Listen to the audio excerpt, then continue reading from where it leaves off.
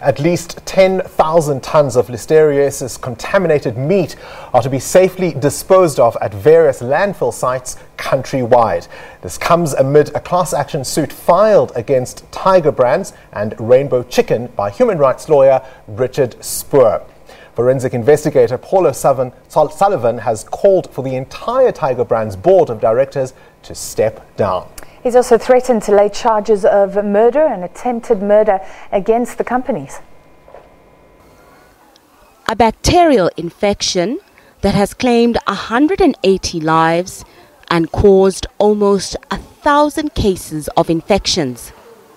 Victims and families are calling for those responsible to be held liable.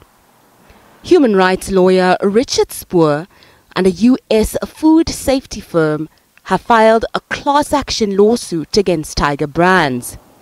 The lawsuit was filed on behalf of the families of the people affected. We do believe that there's a strong case to be made here, and we do believe that we can try the case successfully, because the Consumer Protection Act, which is what we're relying on for the damages, provides for strict liability for consumer products.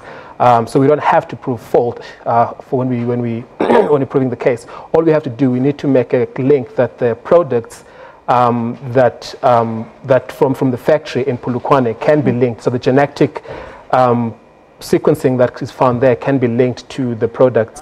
Forensic investigator Paul O'Sullivan has also entered the fray. Culpability in South Africa comes down to the intention of the person. We're not saying that Tiger Brands intentionally murdered all these people. We're saying their culpability comes about from negligence or recklessness, and that they failed to follow proper procedures. O'Sullivan says the food brands should be held liable.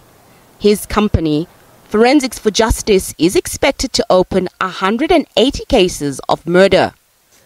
The Environmental Affairs Department has authorized the use of incinerators and chemical treatment for the disposal of the infected meat sources.